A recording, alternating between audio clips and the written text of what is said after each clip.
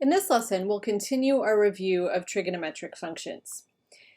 In this problem, we're told that theta is an angle in the second quadrant and that the sine of theta is 1/4. We're asked to find the cosine of theta. So the first observation we'll make here is that we actually don't know exactly what theta is. We know that theta is in our second quadrant, so we were given that information about theta. So it's somewhere here in our second quadrant, and we were given here that the sine of theta, or the y-coordinate, is equal to 1/4. But we notice that when we look on our unit circle, we actually don't have an angle whose y-coordinate is exactly 1/4. So what this tells us is that theta is not going to be one of our special angles that we know on the unit circle, so we're not going to be able just to find theta and then find cosine of theta directly. So what can we do instead? What do we know about how the trigonometric functions relate to one another? So in particular, we're given the sine of theta and we want to find the cosine of theta.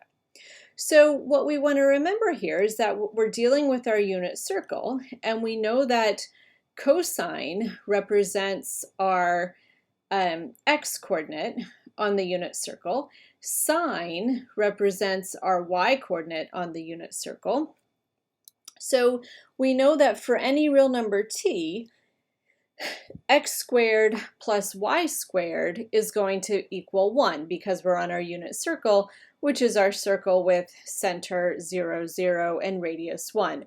Or again, we form a right triangle with hypotenuse 1, so by the Pythagorean identity, x squared plus y squared, or cosine squared t plus sine squared t, is equal to 1.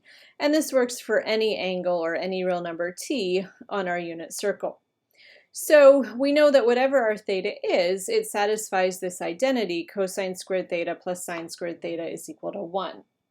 So let's go ahead and plug in. We know that sine of theta is 1/4, so we get cosine squared theta plus 1/4, all squared is equal to 1. Now when we square 1/4, that's going to give us 1/16. So when we bring that to the other side, we'll get 1 minus 1/16. So we'll get that cosine squared theta is equal to 15/16. Now we take the square root of both sides, and we get that cosine theta is equal to plus or minus the square root of 15/16. But remember, we know that theta was in the second quadrant, so theta here is in our second quadrant, and our x values in the second quadrant are negative.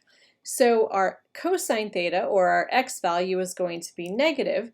So our cosine theta will be negative root 15/16, which becomes negative root 15/4, using that the square root of 16 is 4.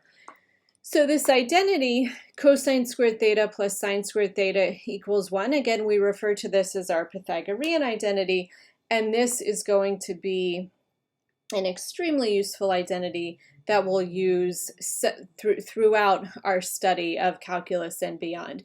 So make sure that we understand this identity, why it's true, and how to apply it. And we'll revisit this several times.